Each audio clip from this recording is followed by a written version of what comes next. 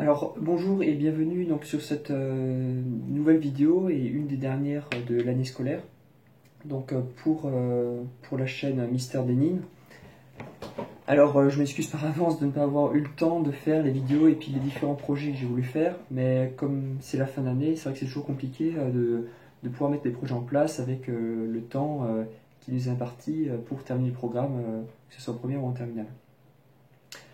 Alors cela étant dit, donc je voulais vous donner en fait les différents canaux que vous pouvez encore utiliser donc aujourd'hui, ce soir, peut-être demain matin, pour vous informer sur un BPH, pour vous préparer et,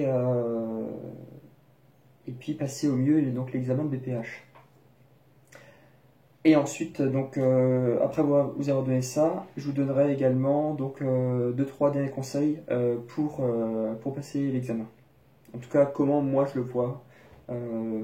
Comment je le vois, ça fait 3 ans que j'enseigne, et là, ça va être la 3e fois que je corrige le baccalauréat. Alors, donc, première chose, les différents canaux. Alors, je vais vous en donner 5.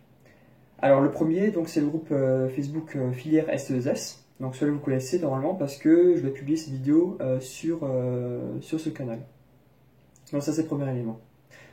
Sachez aussi que la version PC de Facebook, vous voyez déjà plus de choses. C'est-à-dire que vous allez voir la publication épinglée, vous allez pouvoir rechercher dans le groupe des informations, accéder aux fichiers, alors que sur le téléphone portable, c'est quelquefois un peu compliqué. Même si je sais que 70%, 80% d'entre vous utilisent le téléphone portable pour consulter le groupe.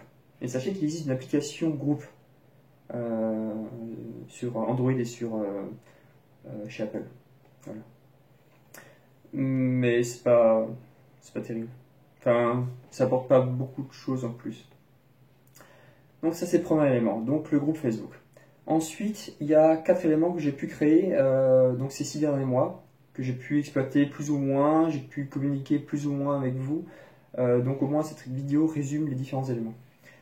Alors donc deuxième élément, donc c'est la chaîne YouTube, donc qui s'appelle Mystère Denin, tout simplement. Donc Adenine comme une des 4 bases de l'ADN. Alors donc Mystère Denin, dessus il y a 2-3 vidéos que j'ai pu faire, comme celle-là. Je vais encore terminer une vidéo donc, sur l'hérédité aujourd'hui. J'ai pris pas mal de temps à essayer de trouver quelle était la meilleure façon de faire une vidéo, etc. Donc, vu que je ne suis pas spécialiste en montage ou en vidéo, etc., j'ai pris un peu de temps pour faire ça. Donc, il y a des vidéos perso, mais il y a également plein de vidéos que j'ai pu récupérer sur mon compte perso depuis que j'enseigne. Donc, il y a une centaine de vidéos et que j'ai tout classé par partie, par chapitre sur la chaîne YouTube Mystère Denin. Donc voilà, donc chaîne YouTube, donc vidéo perso et playlist. Je vous laisse fouiller les playlists. Ensuite, 3e canal, c'est le compte Twitter. C'est-à-dire que j'ai créé un compte Twitter la semaine dernière, donc ça s'appelle, comme dit, Mystère Denin, hein, il est disponible. Donc c'est @Mystère Denin, tout attaché.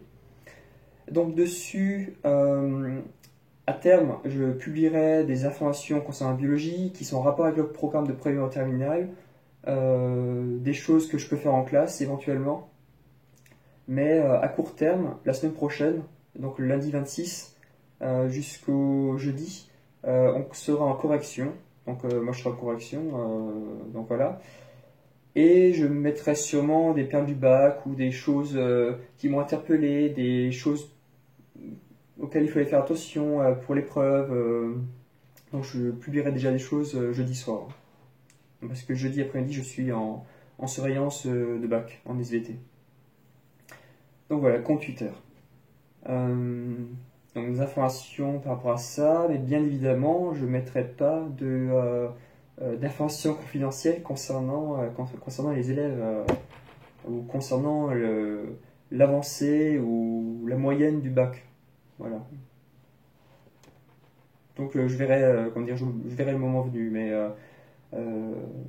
ça sera un peu plus transparent, vous aurez des informations, mais comme dit, des éléments qui sont aussi comment dire, quelque part censuré parce que il faut avoir justement la confidentialité par rapport à ça. Mais les paires du bac, oui, on peut mettre. Ouais. Peut-être que je tournerai un peu différemment pour que la personne ne se sente pas concernée. Je sais pas, je verrai. S'il y a quelque chose de récurrent. Voilà. Donc, compte Twitter. Ensuite, quatrième élément, alors celui-là, je ne sais pas comment on va l'exploiter ensemble l'année prochaine, mais c'est un Discord. Alors peut-être que certains d'entre vous connaissent, c'est un chat qui est surtout utilisé dans le monde du jeu vidéo pour pouvoir discuter, voilà. Donc c'est un chat qui se présente donc sous différents canaux et c'est hyper pratique parce que j'en ai créé un. Donc ça s'appelle Filière S2S et on a fait différents canaux avec BPH, S2S, Lang, AI, projet technologique, etc. etc. Donc tous ces liens, je vous le mettrai dans la description de la vidéo, ce sera beaucoup plus simple pour vous pour les retrouver. Ou peut-être que j'arrive à mettre des vignettes, je ne sais pas encore. Et ensuite, le dernier canal, c'est le site internet. Le site internet, donc Mr Gaming, que vous voyez ici, sur l'écran. Donc il y a différentes choses qui peuvent être intéressantes pour vous. Donc d'une part, il y a ce genre d'informations. Donc là, je fais sous forme de vidéo, mais je peux aussi le faire sous forme d'articles que je publie ici. Donc ça, c'est le premier élément, donc des articles.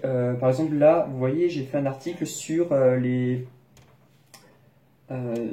choses qu'il faut réviser de l'année de première. Donc voilà, j'ai mis 5 éléments qu'il fallait vraiment revoir. Si vous voulez revoir l'année de première, hein, vous pouvez très bien vous dire, bon, là, c'est vraiment fait en dernière minute, je révise que la partie terminale. C'est un choix. Donc, article donc, qui s'appelle Récapitulatif de la partie de première pour le baccalauréat. Comme dit, je mettrai tout dans la description. Ensuite, qu'est-ce qu'il y a d'autre sur ce site? Alors, il y a pour l'instant 3 cours.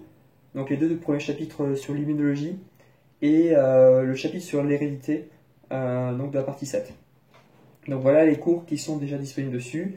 Et il y a aussi 2 éléments qui sont hyper importants. C'est la terminologie médicale de première terminale. Elle y est déjà depuis quelques semaines, mois. Et depuis 2 semaines, il y a également les examens médicaux. Ce qu'on appelle l'examen médical, c'est-à-dire les examens paracliniques, type ECG, spirométrie, mais également les examens d'imagerie médicale, qui sont aussi paracliniques, mais bref, c'est-à-dire scanner, IRM, etc. Donc, ces éléments-là, vous pouvez les voir dessus. Sachez aussi que sur l'article qui récapitule l'année de première, j'ai mis un lien vers les différents sujets de bac de 2009 à 2016. Bon, même si 2009 à 2012 c'est l'ancien programme, mais au moins il y a tout dessus.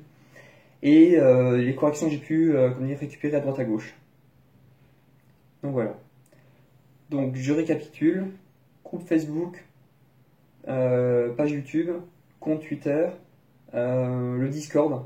Il y a des gens qui continuent à discuter dessus, donc apparemment ça plaît à certains. Et le site internet. Donc sur le site internet, il y a la terminologie, les examens médicaux, quelques cours si ça vous intéresse, et surtout l'article sur ce qu'il faut réviser de l'année première avec les différents sujets de baccalauréat qui ont pu tomber en septembre, en janvier, en septembre et en juin. Donc pour la métropole, pour l'outre-mer, et donc voilà. Il y a aussi le sujet principal qui aurait dû tomber parce qu'il y avait un sujet de secours une année en métropole. Voilà, voilà. Donc voilà, donc là j'ai terminé les canaux. Je vais terminer par 2-3 conseils. Alors je fais cette vidéo rapidement parce que j'ai d'autres choses prévues cet après-midi. Mais donc c'est des choses qui vont venir au fur et à mesure. Alors, première chose, pensez à dormir. Pensez à dormir, ne révisez pas jusqu'à 4h du matin. Parce que c'est arrivé dans une classe cette année, là où j'ai surveillé, il y a 2 élèves qui se sont endormis à l'épreuve de physique-chimie. C'était l'épreuve de physique-chimie, donc mardi. Ouais. Donc dans l'épreuve de physique-chimie, donc c'était des S ou ES, je sais plus, mais il y en a 2 qui sont endormis et ma collègue les a réveillés à 2 reprises. Et ils ont continué, hein. C'est-à-dire que l'année dernière, j'ai surveillé l'épreuve de philo, il y a quelqu'un qui a fini au bout d'une heure, il a dormi les 2 autres heures. Oui, parce que chez nous, on ne peut pas sortir au bout de 3 quarts de l'épreuve, à la place de 1 heure. Mais bon, ça c'est les établissements privés sous contrat, ils ont le droit de modifier ce temps. Bref. Donc, dormir. Il faut penser comment dire, en cycle de sommeil si vous voulez. C'est-à-dire qu'un cycle de sommeil dure à peu près 1 heure et demie. Donc, comment dire, faites au moins 3-4 cycles de sommeil. Quoi. Je veux dire, vous pouvez pas vous permettre d'aller en dessous. Quoi. Sachant que le fait de réviser sans dormir ne permet pas d'intégrer vraiment les informations et ça ne sera pas durable. Quoi. Ça servira à vous réconforter, ok, mais ça ne sera pas ancré dans votre tête pour pouvoir passer l'examen correctement. Je vérifie juste que la vidéo tourne toujours, oui. Donc dormir. Ensuite, par rapport au stress, comment dire, calmez-vous, le stress, il a un impact souvent négatif sur notre capacité à répondre correctement.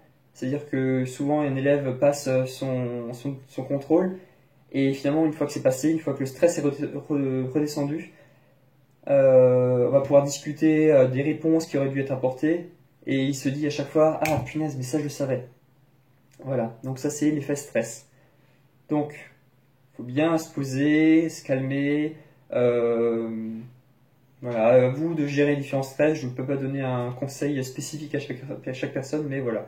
Pensez au stress, pensez à vous calmer par rapport à ça. À trouver un moyen, je sais pas. Même à faire des pauses pendant le contrôle, c'est-à-dire que vous arrêtez, vous buvez, vous mangez un truc, vous remettez les idées dans l'ordre, est-ce que j'ai pas oublié quelque chose, etc. Voilà. Ça peut aussi être une façon de gérer le stress. Ensuite, pensez, vous pouvez faire des dessins, donc pensez à prendre un critérium. Vous pouvez prendre des crayons de couleur, surtout le rouge et le bleu, si ça tombe sur la cardiologie. Je sais qu'il y a des personnes qui m'ont fait des dessins sur le sujet de bac l'année dernière, donc, comme par exemple c'était sur l'athérosclérose, donc ils ont dessiné par exemple des vaisseaux sanguins avec la plaque d'athérome qui grandissait, et puis donc voilà, il y a un qui dessine, donc c'est très bien, c'est aussi une façon de répondre à la question, hein. Bien vérifier que vous répondez correctement à la question. Vous pouvez faire des tableaux, des schémas, il y a différentes façons de répondre aux questions. Ensuite, comment aborder le sujet? Alors le sujet, vous allez l'avoir, donc il y a par exemple 3 pages de sujet et 7 pages d'annexe, ou 5 et 3, enfin c'est égal. Alors déjà, vérifiez que vous avez l'ensemble des pages, donc c'est noté par exemple 1 sur 8, 2 sur 8, 3 sur 8, etc. Donc déjà vérifiez ça dans un premier temps, vérifiez quelle page il faudra rendre, vous pouvez déjà détacher si vous voulez, donc il y a marqué page à rendre avec la copie en haut de l'annexe. Donc vérifiez ça. S'il n'y a pas de page à rendre avec l'annexe, et que vous écrivez quelque chose sur l'annexe, les surveillants ne vont pas vous le récupérer normalement. Et s'ils le récupèrent et qu'elle est dans la copie, non, ça ne devrait pas arriver parce qu'il faut l'agrafer, mais nous on ne peut pas le corriger. Enfin, on ne le prend pas en compte parce que c'est pas au bon endroit. C'est comme ça. C'est répondre correctement à la question, mais aussi suivre la consigne.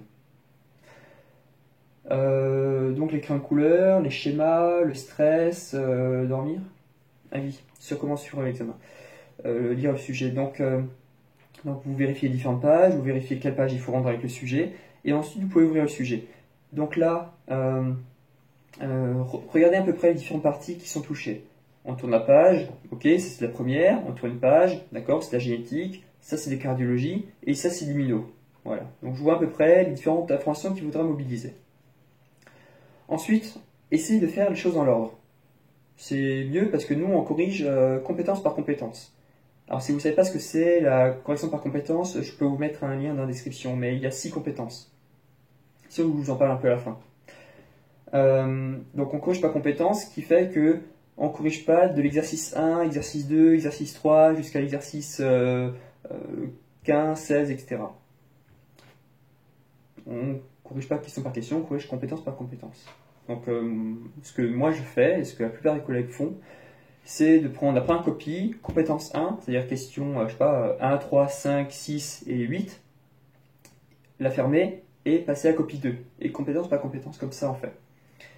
Ce qui permet aussi de brasser un peu plus de copies et de ne pas se retrouver au bout de 2 jours de correction, 3 jours de correction à la 35e copie, un peu plus fatigué avec une notation qui diffère, donc au moins ça permet un peu plus d'être homogène. Donc voilà, essayer de faire une question, les noter. J'ai une collègue qui a eu une copie où il y avait aucun numéro de question. Tout était fait, je sais pas si c'était dans l'ordre, mais en tout cas il n'y a pas question 1, question 2, question 3. Vous pouvez effectivement surligner, vous pouvez souligner, vous pouvez écrire en différentes couleurs, ce ne sont pas des éléments, parce qu'on vous dit oui, il ne faut pas mettre de signe distinctif. Un signe distinctif, c'est nom, prénom, numéro de matricule, origine de l'établissement, ce genre de choses. Donc voilà, vous pouvez agrémenter de couleurs, vous laisser de la place, laisser des paragraphes, ça sera mieux pour le correcteur, ça sera beaucoup plus lisible pour lui et moins fatigant au regard. Ensuite, quand vous avez par exemple 4 exercices, génétique, immuno, cardio, etc., lisez rapidement les questions d'une partie en entier. Dire, ah tiens, en cardiologie, là on me demande de faire l'anatomie, ensuite il y a une question sur le CG, et il termine par une question sur les pathologies cardiaques. Ok, je vois à peu près ce qu'il faut me demander, on ne me demande pas l'arc réflexe, on ne me demande pas les phénomènes mécaniques, voilà. Donc lire ça, et ensuite, quand vous répondez à chaque question, donc vous écrivez votre première question, vous y répondez, et ensuite vous relisez votre sujet pour voir si vous avez bien répondu à la question. Il faut faire attention. Souvent, il y a 2 questions qui sont posées dans la même question. Quelquefois, il n'y a pas de numéro de question devant. C'est déjà arrivé. Donc faites bien la lecture. Hein. Normalement, en 3 heures, vous êtes censé pouvoir répondre au sujet. Souvent, il y a des élèves qui sortent au bout de 2 heures, 2 heures et demie. Donc utilisez au maximum les 3 heures. Je dirais c'est la dernière épreuve. Sauf pour les personnes qui passent l'espagnol vendredi. Mais voilà, donc c'est la dernière épreuve importante, Coef 7, utilisez au maximum les 3 heures. Relisez, corrigez les fautes, voilà. Ça c'est aussi un conseil, aussi en tant que correcteur. Et ensuite, donc voilà, je crois que c'est tout ce que j'avais à dire sur les derniers conseils. Je peux vous parler aussi des compétences, si vous voulez. En fait, il y a 6 compétences au baccalauréat depuis que je corrige, c'est-à-dire depuis 2 ans. Donc, c'est-à-dire bac 2015. C'est ça. Alors avant, on avait une grille de correction, on avait 30 questions avec des demi-points, des points, etc. Il y avait 80 points, il fallait tout additionner, etc. C'est hyper chiant. J'ai jamais fait. Alors, depuis 2 ans, et donc là, c'est la 3e édition de l'évaluation par compétences, et ça va se généraliser. C'est d'avoir 6 compétences. Donc la première compétence, c'est les connaissances fondamentales, qui sera normalement sur 6 points si je ne me trompe pas, de mémoire. Donc 6 points qui sont consacrés aux connaissances fondamentales, quel que soit le sujet, quel que soit le nombre de questions, vous aurez 6 points pour ça. Donc ils sont notés en insuffisant, vous avez répondu insuffisamment aux questions, il n'y a pas de questions, pas assez approfondi, ce genre de choses. Acquis ou acceptable, c'est acceptable. Acceptable, donc là, vous avez répondu à une partie des questions à peu près correctement, etc. Et ensuite, maîtrisé, donc là, vous avez répondu entièrement à la question ou à cette question. Donc là, on additionne tous les insuffisants, tous les acceptables, tous les maîtrisés, et si sur 8 questions, il y a 7 maîtrisés, bah, la personne, elle a maîtrisé, et donc elle a 6 points sur 6, par exemple. Donc ça permet aussi de pouvoir faire des erreurs. C'est-à-dire que s'il y a un insuffisant et 7 maîtrisés, bah, on va pas mettre 5 sur 6, je veux dire, et on peut pas mettre de demi-points. Donc souvent on va mettre 6 sur 6 par exemple. Donc il y a ces éléments-là. Pareil, donc compétence 2, c'est la terminologie médicale. Donc par exemple, vous avez 5 termes médicaux qui sont demandés, vous en faites que 4, bah, on considère que c'est maîtrisé. Hein. Si vous en gagnez 4 sur 5, la personne connaît sa terminologie médicale. Donc là, il y a maîtrisé. C'est aussi bien, ça permet de ne pas avoir 1,25 points sur 1,5 par exemple. Ensuite, compétence C3, c'est... Ah oui, c'est sur 2 points, je crois. Attendez. Compétences, évaluation par compétences. Donc évaluation, compétences, BPH. Et non, le premier lien, donc ça ressemble à ça, oui on voit à peu près. Donc 6 points pour connaissances fondamentales, 3 points pour le vocabulaire médical, donc révisez votre vocabulaire médical. Ensuite, compétence C3 sur 4 points, c'est l'analyse et l'interprétation. Donc ça peut être de la génétique, enfin des expériences. Expérience de génétique, expérience avec les tumeurs, de compatibilité des tissus, l'immunologie. Donc voilà, ce genre d'analyse. Ou même la neurologie, hein. Ça peut être de la neurologie. Évaluer comment dire, le signal, potentiel d'action, etc. Désolé si ça vous dit rien. Mais bon, c'est quand même assez rare. Je vous mets j'ai tout ça sur le lien récapitulatif de la partie de première. Ensuite, compétence C4. Alors, compétence C4, C5, c'est sur 2 points et 3 points. Donc 5 points sur les 20. Sachez qu'il y a seulement 2-3 questions sur ces éléments-là. Donc pensez bien à remplir précisément ces questions-là, à mettre un maximum d'informations. Après, c'est pas forcément évident de les repérer, ces questions. Donc la compétence C4, c'est argumenter et établir la relation entre la structure et la fonction. Donc par exemple, les capillaires sont... Enfin, il faut dire que les capillaires sont fins et que ça permet d'avoir une fonction d'échange plus importante. Donc ça, c'est la relation entre la structure d'un tissu et sa fonction. C'est pas toujours évident de repérer ces éléments-là, mais il faut effectivement donner le maximum d'informations. La compétence C5, et ça aussi vous devez le réviser absolument, c'est expliquer le principe d'un diagnostic ou d'un traitement. Alors, le principe d'un diagnostic, c'est dire quel est le principe du scanner, quel est le principe de la spirométrie, quel est le principe de l'ECG, etc., etc. Donc, c'est dire comment ça fonctionne. Vous pouvez également donner la définition si vous voulez.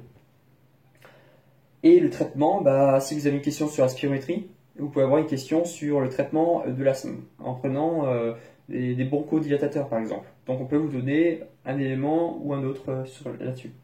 Donc sur 3 points. Et dernier, c'est savoir s'exprimer correctement à l'écrit.